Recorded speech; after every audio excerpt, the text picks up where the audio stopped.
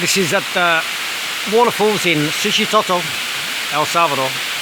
It's about 20-minute walk from town, and I've been here before, but back in February when it was the dry season, so yeah, the waterfalls were totally dry. Now it's the wet season.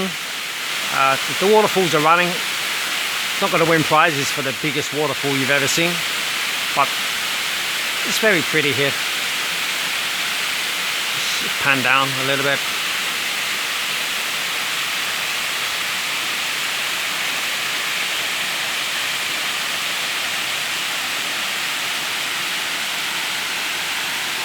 There's a bit of a mud pool down there, suitable I guess if you're a hippo and like swimming in mud.